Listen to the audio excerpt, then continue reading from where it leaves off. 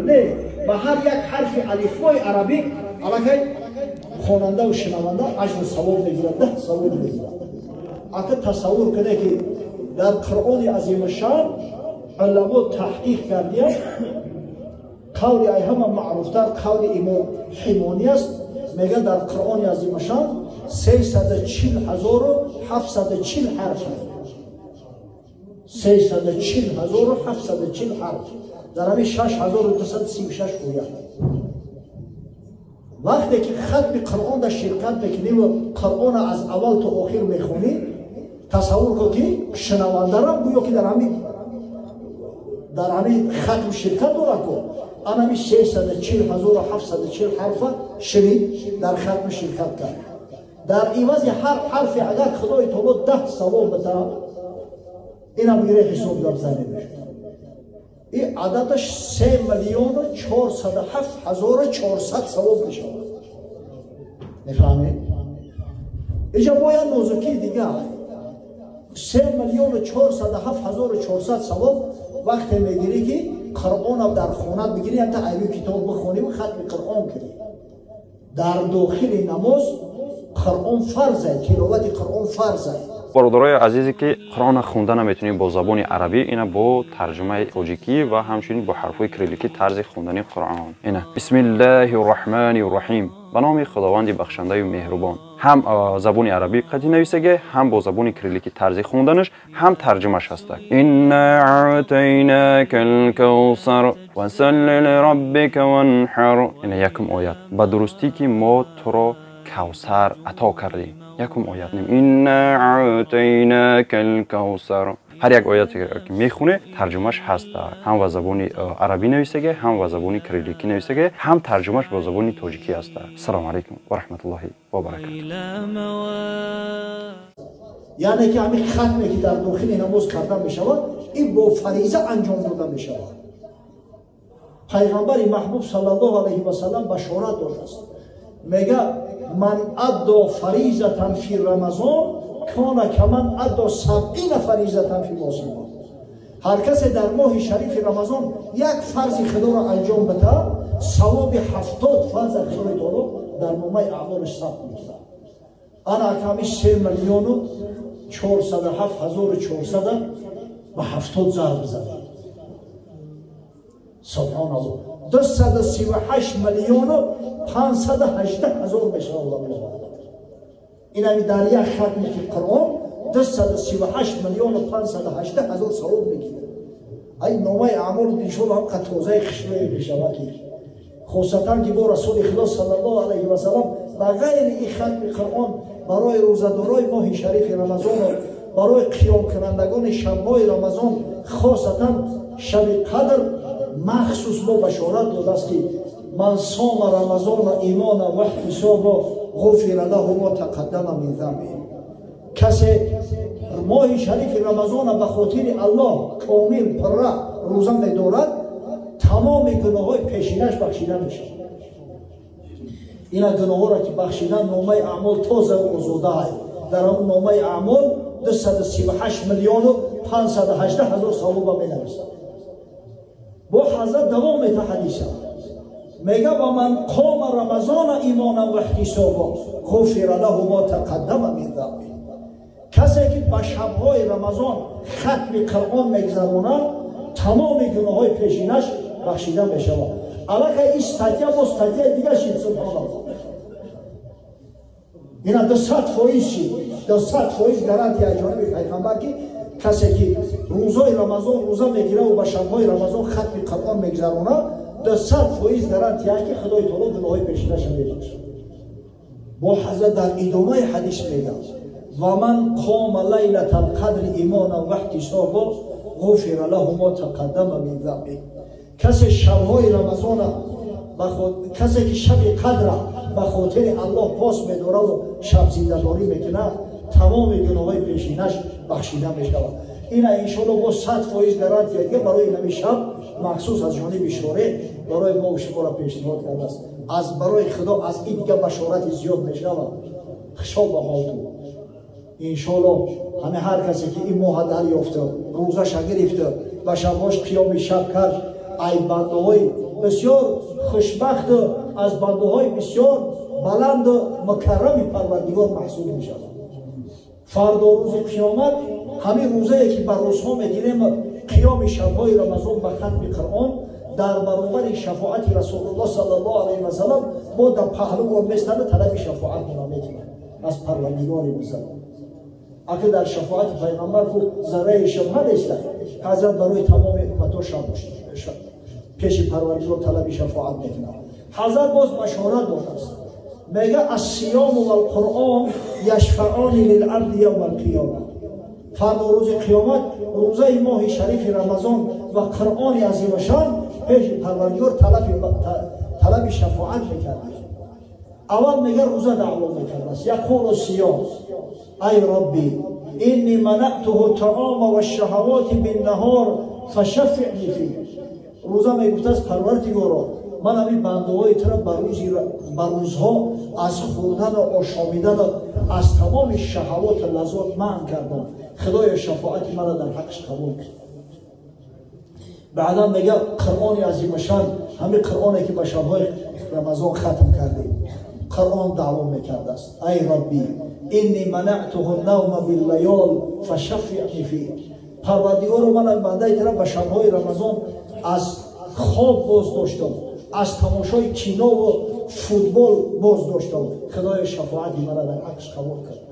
و پیامبر صادق مصدوق بشارت داده است، میگه فیشفعون، شفاعت قرآن عظیم شان و شفاعت ماه شریف رمضان البته که پیش پروردگار پذیرفته می شود. الحمدلله رب العالمین. ببینید این برکات رو ببینید، این خیر رو ببینیم، این نعمت رو ببینیم، این دعوت ها رو ببینیم، این وعده های رو ببینیم از جانب کسایی داده شده است که صادق مصدوق هستند. خداوند بزرگ روزها ما را به درگاهش قبول و مقبول بگرداند. پروردگار در نامه اعمال مصحف سازد. فردا روز قیامت از شفاعت حبیبش محمد صلی الله علیه و سلم، از شفاعت روزه ماه شریف رمضان و قرآن عظیم شان یکایک ما را برخوردار بسازد. ساعتی چند شده گذشت؟ دیر نکنید.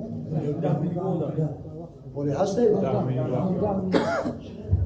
خاصتا که شخصایی که روزه میگیرن به خاطر الله روزه میگیرن، خداوند متعال همین روزه را همچه خدمت برای خودش قبول میکرده است.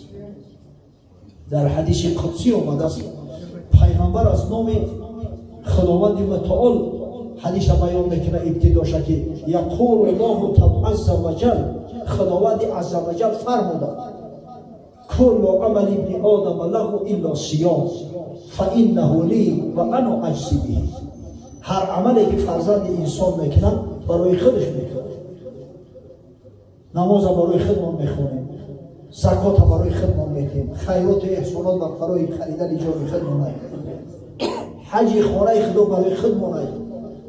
خداوند استثنا کرد روزه رمضان، گفت بنده روزه را برای من میگیرم، پس مزد و پاداش او بنده در ذمه من. چرا خدای تعالی به خودش نسبت داد؟ نماز برای او خونده میشود، زکات برای او داده میشود برای خدمتگاری. ببینید حج برای او رفته میشود، اما همین روزه ریا نداره. اون ریاکارا پنهانی میرن در خونهشون میخورن، ایسرشون میخورن، اون را روزه دارم گفته نمیشه. این ریا نداره، این را بنده به خاطر الله میگیره. حضرت خداوندی همین بنده های روزه دار را بشارت داد، ای بنده تو روزه را برای من میگیری، مزد پاداشی تو در ذمه من. تصور کنه که یک شخصی قوت باشه، امکانیت شرایط داشته باشه و وعدت کنه که این مرده خوب در عید من یک مکافات میگیری، دلت گرم میشه و اون شرایط امکان داره. میگه ان شاء الله ممکن یگان آیفون 14 پدر کم کنه، همین فصل اومده. ببینید حاجی خود دعوت کرد، اگر چند دقیقه خیلی دوره این شب قدر بدونه در همه جا دعوت های همه جا نه کمتر های 20 جا دعوت میکرده گر از برای خدا، لیکن میدونه که مردک های جوان مرد های این همی رای دور در چیمدی چی نمی تو های کرده خیسته ما مانده کرده.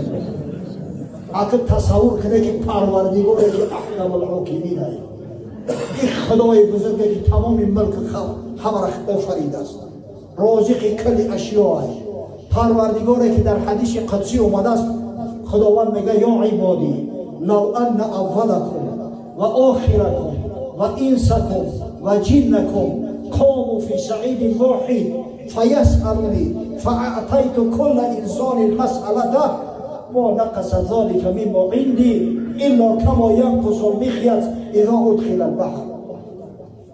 الله عزوجل میگه که ای بنده‌های من، همه شما کلگی از ابتدای آفرینش عالم تا روز قیامت همه مرد زن، پیر جوان، جین انسان همه در یک جا جمع شد.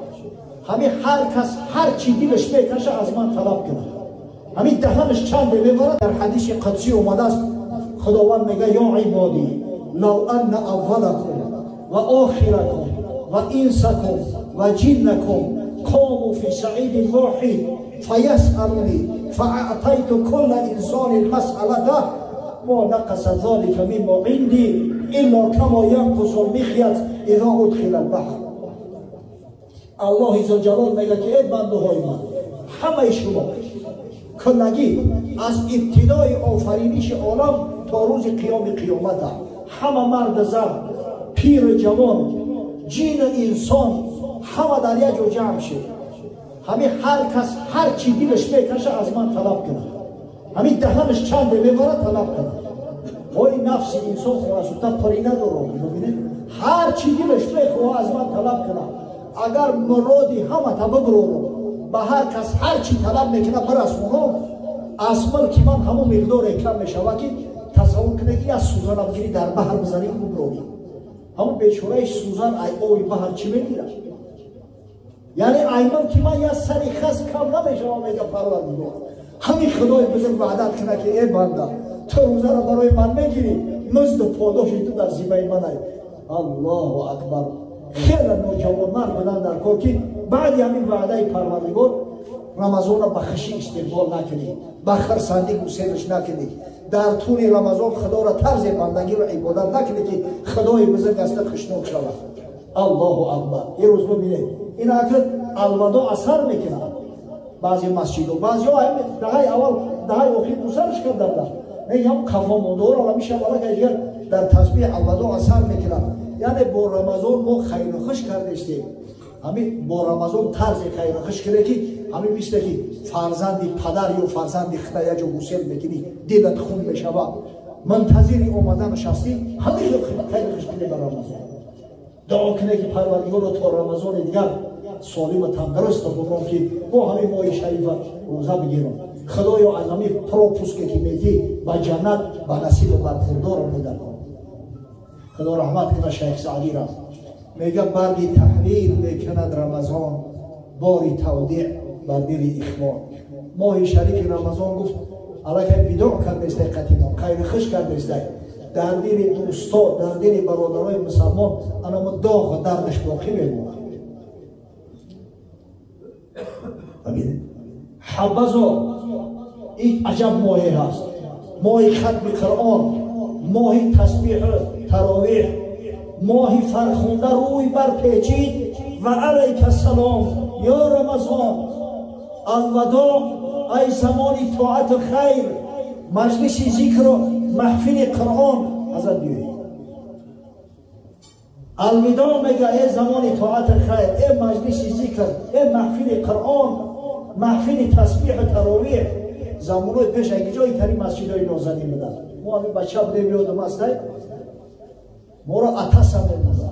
اتس را میفهمه ها زمانوی شوروی بودن در بزمینتر بود مردم وقتی که تراویح تشکیل میکردن در همین قضاخان ما اتس هم ایستادیم بودن دیلان را سگ میکن که برای ما را در صف نماز بیستیم میگفتن این برای شما را مهمتره شما را با کلاشی میخونه در گشت گردمانو میستادیم اتسکی یکی همون قصده یک خلال نرسونه نگاه میکردیم مردم ای خونه ها میبرومدن زنکا میبرومدن رودککا میبرومدن به خاطر همین تسبیح ها را گوش کردن این همین سبحان از الملک و الملکوت الوداع را گوش کردن.